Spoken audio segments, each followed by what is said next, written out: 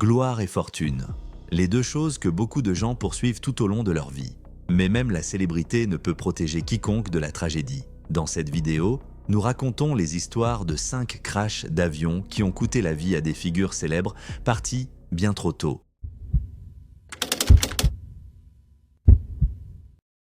En 2001, la chanteuse Aaliyah était une figure révolutionnaire dans le monde de la musique, de la danse et du cinéma. À seulement 22 ans, elle avait déjà consolidé sa position en tant que l'une des voix les plus influentes de la musique contemporaine. Elle était la princesse du R&B, ou mieux encore, la reine du pop urbain. Mais même sa puissance de star et l'adoration de millions de fans à travers le monde n'ont pas pu empêcher la main implacable du destin qui a pris sa vie. Née à Brooklyn, New York, le talent d'Aaliyah a été reconnu dès son jeune âge. Elle a signé son premier contrat d'enregistrement à 12 ans et à 14 ans, son premier album, Age Ain't Nothing But a Number, l'a propulsé sous les projecteurs. Sa musique mélangeait des mélodies R&B douces avec des beats hip-hop percutants et elle est rapidement devenue une icône culturelle et de style. Au-delà de la musique, Aaliyah a élargi son horizon vers le cinéma, apparaissant dans des films tels que Romeo Must Die et se préparant pour son rôle principal dans Queen of the Damned. Alors qu'elle tournait le clip de son tube Rock the Boat aux Bahamas, la carrière d'Aaliyah semblait être à son apogée. Mais son histoire de succès a pris un tournant tragique le jour où le tournage s'est terminé. Le 25 août 2001, c'est ce jour-là que cela s'est produit. Après la fin du tournage du clip, Aaliyah et son entourage se sont rendus à l'aéroport de Marsh Harbor aux Bahamas. Ils avaient initialement prévu de partir le lendemain, mais ils étaient impatients de rentrer à Miami et ont donc décidé de partir immédiatement. L'avion prévu pour leur retour était plus petit que celui qu'ils avaient utilisé pour arriver. Un Cessna 402B à 2 moteurs, ce qui a suscité des inquiétudes quant à sa capacité à transporter en toute sécurité les passagers et leur équipement. Le pilote de l'avion, Luis Morales, aurait averti les passagers que l'avion était en surcharge et n'était pas sûr pour le vol. Aaliyah aurait été anxieuse à l'idée de retourner aux États-Unis. Elle avait exprimé son malaise concernant le vol, allant même jusqu'à manifester des hésitations auprès de son équipe. Alors que son entourage tentait de convaincre le pilote de les emmener à Miami, la chanteuse est allée faire une sieste à l'arrière d'une fourgonnette de taxi. Son inquiétude n'était pas seulement psychologique, Aaliyah ne se sentait pas bien. Se plaignant de maux de tête et montrant des signes d'épuisement, on lui a donné un somnifère pour soulager sa détresse. Malgré les insistances de l'équipe d'Aaliyah et la pression pour retourner à Miami, le vol a eu lieu. Quant à Aaliyah, la chanteuse aurait été conduite à l'avion encore endormie, inconsciente de son environnement et de la situation précaire qui l'attendait. L'avion a décollé de l'aéroport de Marsh Harbor vers 18h45, mais il n'a jamais eu la chance d'atteindre une altitude suffisante. Les témoins ont rapporté que l'avion semblait instable dès le moment où il a quitté la piste. Il a eu du mal à monter et a ensuite brusquement viré à gauche, chutant au sol avant de s'écraser dans un marais. L'impact a été dévastateur, les ailes du Cessna se sont brisées lors de la collision et le fuselage a pris feu. Aaliyah et 5 autres passagers sont morts instantanément, tandis que les 3 autres ont succombé à leurs blessures peu après. Les suites de l'accident ont dressé un tableau sombre de négligence et de mauvaises décisions. Le rapport du médecin légiste a révélé qu'Aaliyah avait subi de graves brûlures, un traumatisme crânien et un choc.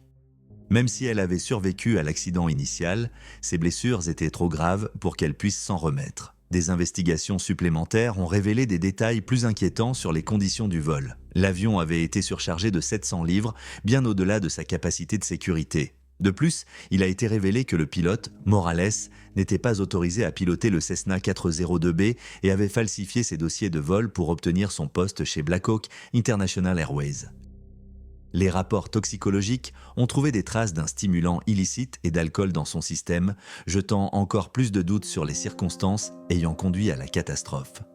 Abattue et révoltée, la famille d'Aaliyah a intenté des poursuites contre les sociétés de production impliquées dans la coordination du vol, ainsi que contre Black Hawk et le courtier de vol Atlantic Flight Group. Ils ont finalement conclu des accords à l'amiable en dehors des tribunaux. Aaliyah est rappelée comme une artiste transformative qui a défini un genre et touché la vie de millions de personnes.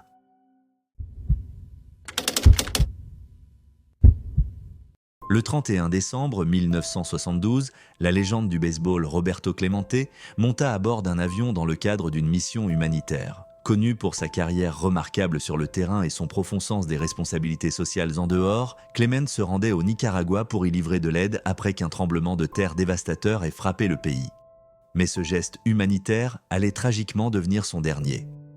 Né à Carolina, Porto Rico, Roberto Clemente a montré dès son jeune âge des aptitudes exceptionnelles pour le sport. En athlétisme qu'en baseball, son talent brut attira rapidement l'attention des recruteurs, et à 18 ans, Clement commença sa carrière professionnelle dans la Ligue de baseball de Porto Rico. Ce ne fut pas long avant que les Pittsburgh Pirates ne le sélectionnent en 1954, marquant le début d'une impressionnante carrière de 18 ans en Major League Baseball MLB.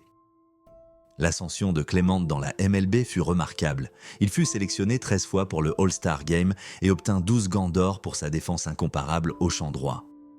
Avec 3000 coups sûrs en carrière, 4 titres de meilleur frappeur de la Ligue nationale, 2 titres de champion des World Series et un prix MVP, son héritage en tant que l'un des plus grands joueurs de baseball de tous les temps était déjà solidement ancré. Mais au-delà de ses accomplissements sportifs, Clement était profondément engagé dans des actions caritatives, en particulier en Amérique latine et dans les Caraïbes. Cet engagement envers les autres allait malheureusement mener à l'événement tragique qui coûta sa vie. À la fin de l'année 1972, le Nicaragua fut frappé par un tremblement de terre dévastateur qui détruisit une grande partie de la capitale, Managua. Les bâtiments s'effondrèrent, des milliers de personnes furent déplacées et le besoin d'aide urgente devint accablant. Clement, qui venait de séjourner au Nicaragua en tant qu'entraîneur de l'équipe nationale de baseball de Porto Rico et qui y avait de nombreux amis, fut profondément bouleversé par cette catastrophe. Il se lança immédiatement dans l'action, il organisa des efforts de secours, utilisant sa notoriété et son influence pour collecter 100 000 $ en dons et rassembler de la nourriture, des médicaments et des vêtements pour les victimes. Cependant, il apprit bientôt que l'aide envoyée lors des premiers vols avait été détournée par des fonctionnaires corrompus, l'empêchant d'atteindre ceux qui en avaient le plus besoin. Déterminé à ce que l'aide parvienne à sa destination, Roberto Clemente décida de prendre les choses en main et d'accompagner personnellement le prochain vol de secours. L'avion qu'il affréta pour le vol du réveillon du Nouvel An était un Douglas DC-7 Cargo. Cet avion avait un historique de problèmes mécaniques et était sérieusement sous-effectif, ne disposant ni d'un copilote ni d'un ingénieur de vol. Pour couronner le tout, l'avion était surchargé de 1900 kg, bien au-delà de sa capacité de sécurité. L'avion décolla de l'aéroport Isla Verde de Porto Rico vers 21h20. Quelques minutes plus tard, il s'écrasa dans l'océan Atlantique, au large des côtes. La cause de l'accident fut une défaillance du moteur. La nouvelle se répandit rapidement et une opération de recherche et de sauvetage fut lancée immédiatement, mais peu de choses purent être récupérées. Quelques jours après le crash, les sauveteurs retrouvèrent des morceaux du fuselage de l'avion et le corps du pilote, mais aucune trace de Roberto Clemente ou des autres passagers ne fut jamais retrouvée. Parmi les rares objets personnels récupérés se trouvait une valise de vol vide, censée appartenir au célèbre joueur de baseball. La nouvelle de la mort de Roberto Clemente bouleversa la communauté du baseball et au-delà. Il était plus qu'un héros sportif. Il était un symbole d'espoir et de compassion. Sa mort prématurée à l'âge de 38 ans fut une perte profonde, non seulement pour le baseball, mais aussi pour les nombreuses personnes qu'il avait touchées à travers ses efforts humanitaires. Après la tragédie, l'ami proche de Clement et coéquipier des Pirates, Manny Sanguillen, choisit de ne pas assister à la cérémonie commémorative. Au lieu de cela, il plongea personnellement dans les eaux où l'avion s'était écrasé, cherchant en vain son cher coéquipier. Tom Walker, un autre ami proche de Clement, révéla plus tard qu'il avait aidé Clement à charger les fournitures dans l'avion et qu'il avait été invité à rejoindre le vol, mais avait décliné l'invitation sur l'insistance de Clement, ce qui lui permit d'échapper de justesse à la tragédie. En 1973, seulement quelques mois après le crash, le Hall of Fame du baseball le sélectionna à titre posthume. Il devint le premier joueur des Caraïbes et d'Amérique latine à recevoir cet honneur, renforçant ainsi son héritage.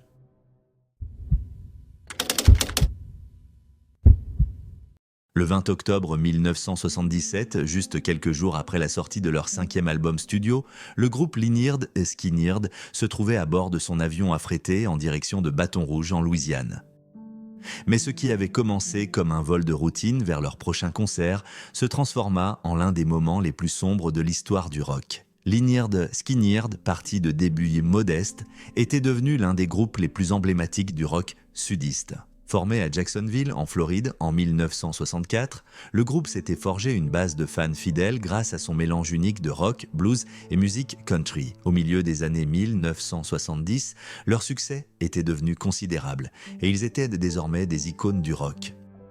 Mené par le charismatique chanteur Ronnie Van Zant, Lynyrd Skynyrd jouissait d'une popularité grandissante, gagnant sa place parmi les groupes les plus importants des années 1970.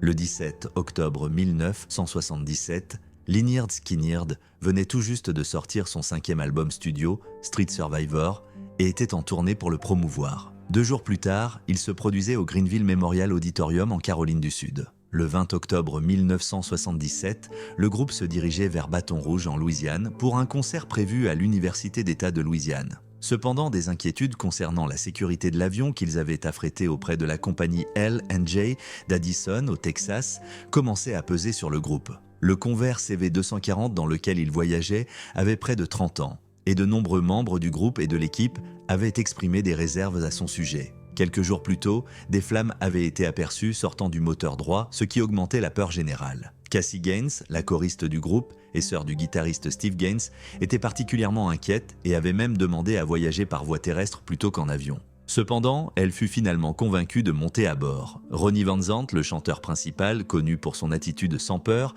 balaya les préoccupations d'un revers de main, déclarant que si c'était leur heure, il n'y avait rien à faire pour l'empêcher. La remarque de Van Zant, autrefois vue comme une expression réconfortante du destin, allait plus tard sembler étrangement prophétique. Le vol, qui devait être de routine, prit rapidement une tournure dramatique. À environ 18h42, les pilotes réalisèrent que l'avion était dangereusement à court de carburant. Une situation qui empirait à mesure qu'ils tentaient d'atteindre l'aéroport le plus proche. L'équipage tenta désespérément de naviguer vers l'aéroport de Macomb, mais ils se rendirent vite compte que l'avion ne parviendrait pas à y arriver. Un atterrissage d'urgence dans un champ était prévu, mais il était déjà trop tard. Vers 18h52, l'avion heurta des arbres et s'écrasa, se brisant en morceaux à quelques kilomètres de Gillsburg, dans le Mississippi. La scène du crash était épouvantable. Lorsque l'avion entra en collision avec la ligne des arbres, il se brisa et les passagers furent projetés de leur siège. Ronnie Van Zant, qui était allongé sans ceinture de sécurité, mourut instantanément à l'impact. Le guitariste Steve Gaines et sa sœur Cassie périrent également dans l'accident, tout comme le directeur de route adjoint Dean Kilpatrick et les 2 pilotes. Ceux qui survécurent au crash furent gravement blessés, dont le guitariste Gary Rossington et le batteur Artemus Pyle. Rossington raconta plus tard avoir entendu l'avion percuter les arbres, décrivant le bruit comme celui de centaines de battes de baseball frappant le fuselage avant qu'il ne perde conscience. Les efforts de sauvetage furent compliqués par l'emplacement isolé du crash. Les habitants locaux et les secouristes collaborèrent pour transporter les survivants vers les hôpitaux voisins, souvent en utilisant des camions comme ambulances de fortune. Dans le chaos qui suivit, de nombreux survivants n'étaient pas conscients de l'ampleur de la tragédie, apprenant les décès seulement après avoir été soignés pour leurs blessures. Le National Transportation Safety Board, NTSB, enquêta sur l'accident et détermina que la cause de la tragédie était l'épuisement du carburant et une perte totale de puissance due à l'inattention de l'équipage concernant l'approvisionnement en carburant. Bien qu'un ravitaillement ait été effectué avant de quitter Greenville, le moteur droit brûlait le carburant à une vitesse rapide, un problème qui avait échappé à l'équipage jusqu'à ce qu'il soit trop tard.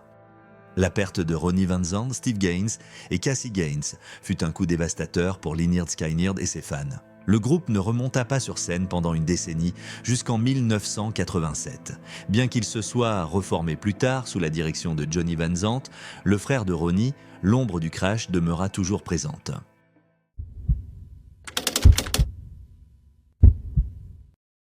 C'était le 28 mai 1971, et Audie Murphy, un héros de guerre célébré et un acteur hollywoodien célèbre, était à bord d'un avion affrété en direction de Martinsville, en Virginie. À presque 46 ans, Murphy avait vécu une vie pleine d'aventures et de malheurs.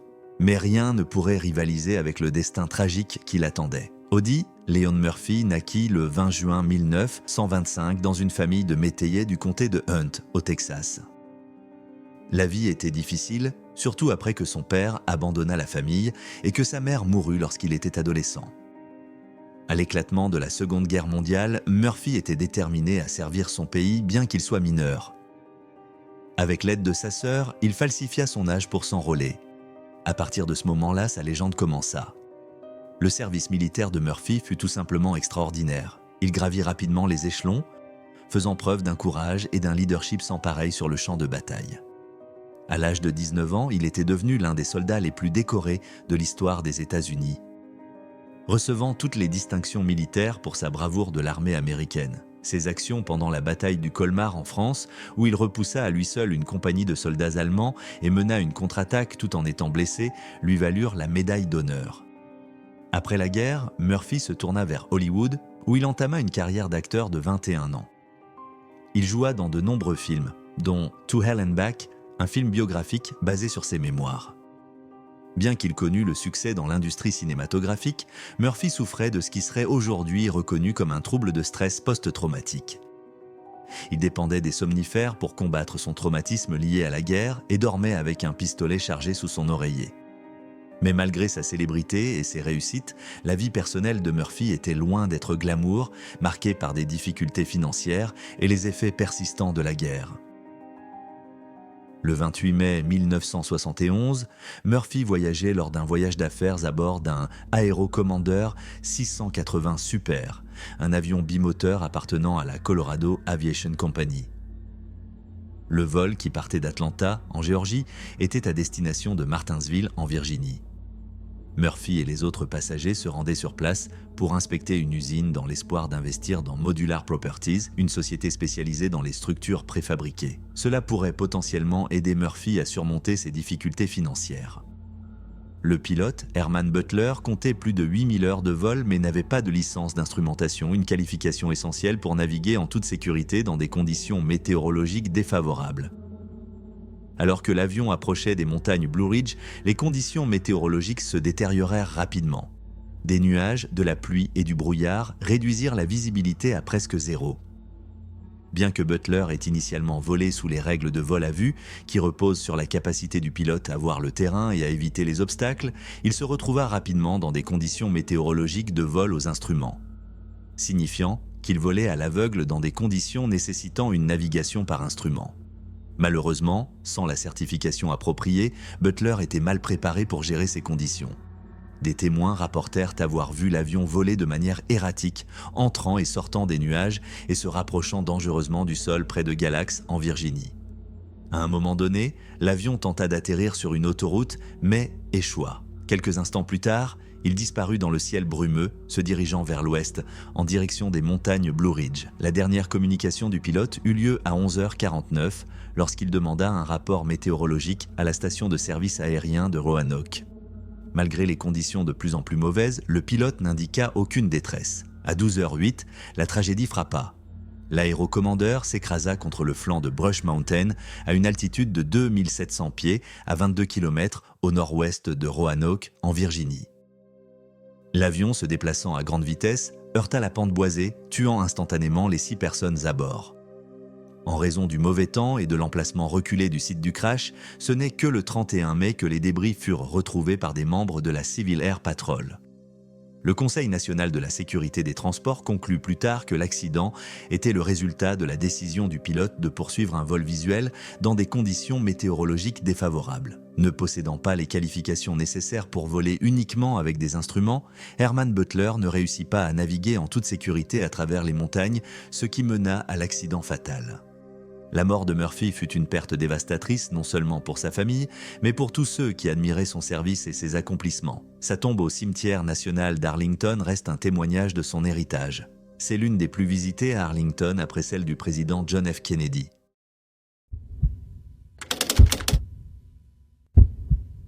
Le 11 octobre 2006, un petit avion s'écrasa contre un immeuble résidentiel de grande hauteur dans le quartier de l'Upper East Side à Manhattan. À bord de l'avion, et peut-être même aux commandes, se trouvait Corey Liddell, un lanceur de baseball des New York Yankees, âgé de 34 ans, qui approchait de la fin de sa carrière. Liddell, passionné d'aviation, volait avec son instructeur de vol, Tyler Stanger, lorsque la tragédie survint. Corey Liddell avait eu une carrière de 10 ans en Major League Baseball, ayant joué pour plusieurs équipes, dont les New York Mets, les Tampa Bay Devil Rays, les Oakland Athletics, les Toronto Blue Jays, les Cincinnati Reds, les Philadelphia Phillies, et plus récemment, les New York Yankees.